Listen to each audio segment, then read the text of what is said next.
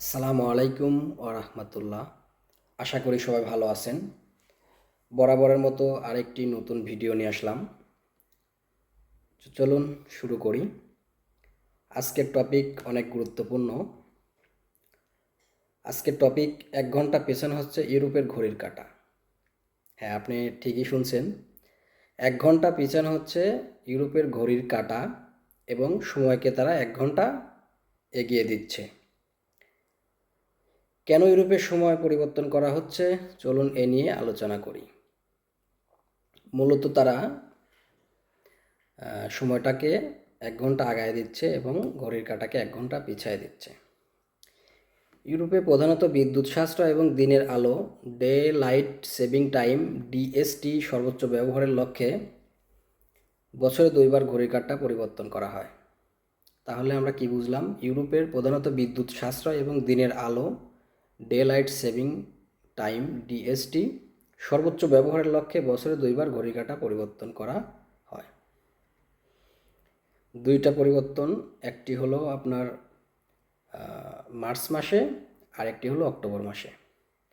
March মাসের শেষ রবিবার 1 ঘন্টা এগিয়ে গ্রীষ্মকালীন সময় সামার টাইম, আরেকটা অক্টোবর মাসের শেষ রবিবার 1 ঘন্টা পিছিয়ে শীতকালীন সময় স্ট্যান্ডার্ড টাইম চালু করা হয়। এর উদ্দেশ্য হলো দিনের আলোতে কাজ করা এবং সন্ধ্যায় কৃত্রিম আলোর ব্যবহার কমানো। ওকে, সময় পরিবর্তনের কারণ সংগ্রহ। এর কারণ হিসাবে তারা প্রথমে রাখছে বিদ্যুৎ ও জ্বালানি সাশ্রয়। গ্রীষ্মকালে দিনের আলো বেশি থাকে। ঘড়ির কাঁটা 1 ঘন্টা এগিয়ে নিলে মানুষ দিনের আলোতে বেশি সময় কাজ করতে পারে, ফলে সন্ধ্যায় বৈদ্যুতিক ব্যবহার কমে। কারণ তারা যদি ঘড়ির কাঁটা 1 ঘন্টা আগায় দেয়, তাহলে দিনের আলোতেই তারা অফিস শেষ করে চলে আসবে, সেক্ষেত্রে তাদের এই বিদ্যুৎ ও জ্বালানির সাশ্রয় হবে। আবার আরেকটা পয়েন্ট, দিনের আলো সর্বোচ্চ ব্যবহার। দিনের আলোর সঠিক ব্যবহার নিশ্চিত করতে এই পদ্ধতি বা ডে লাইট সেভিং ডিএসটি ব্যবহার করা হয়, যা বিশেষ করে বিকেল বা সন্ধ্যার দিকে বেশি আলো পেতে সাহায্য করে। তারা আরেকটা জিনিস বুঝলাম, তারা দিনের আলোর সঠিক ব্যবহার নিশ্চিত করতে এই পদ্ধতি ব্যবহার করে। ওকে, ঐতিহাসিক এটার একটা প্রেক্ষাপট আছে। 80-র দশকে তেল সংকটের সময় থেকে মূলত জ্বালানি সাশ্রয়ের জন্য ইউরোপ জুড়ে এই প্রথা চালু হয়েছিল। তাহলে আমরা কি বুঝলাম? 80-র দশকে তেল সংকটের সময় থেকে মূলত জ্বালানি সাশ্রয়ের জন্য ইউরোপের এই প্রথা চালু হয়েছিল, যা 2001 সাল থেকে ইউএভুক্ত দেশগুলোর জন্য বাধ্যতামূলক করা হয়েছিল। 2001 সাল থেকে এটা বাধ্যতামূলক করছে। তো বর্তমান এটার একটা অবস্থা আছে, চলুন দেখি।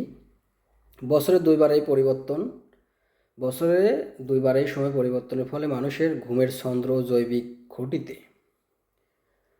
ওকে বুঝলাম যেটা বর্তমান অবস্থা, বছরে 2বার এই সময় পরিবর্তনের ফলে মানুষের ঘুমের ছন্দ ও জৈবিক ঘড়িতে নেতিবাচক প্রভাব পড়ায় ইউরোপীয় ইউনিয়ন এই পদ্ধতি বাতিল কথা ভাবছে। আশা করি বাতিল হবে না, তবে তারপরেও তারা ভাবছে। কখন পরিবর্তন হয় আমি পূর্বেই বলেছি, তারপরে আবার বলি। মার্চের শেষ রবিবার রাত 1টায় ইউটিসি ঘড়ির কাঁটা 2টায় নেওয়া হয়। যেটা ঘড়ির কাঁটা 1টায় থাকে ওইটা তারা ইউটিসি ঘড়ির কাঁটা 2টায় নেওয়া হয়, 1 ঘন্টা সময় অটোমেটিক আগায় দেয়। আরেকটা সময় অক্টোবরের শেষের রবিবার রাত 2টায় ইউটিসি ঘড়ির কাঁটা 1টায় নেওয়া হয়। তখন কি করে, 2টার ঘড়ির কাঁটাটা তার 1টায় নিয়ে আসে, তাহলে 1 ঘন্টা সময় অটোমেটিক পিছিয়ে যায়। তো ইউরোপের এই সময় পরিবর্তনের যে ভিডিওটা বা এই গুরুত্বপূর্ণ তথ্যটা আপনাদের কেমন লাগলো অবশ্যই জানাবেন। আর ইউরোপের সব তথ্য পেতে আমার পেজটিকে ফলো করে রাখবেন।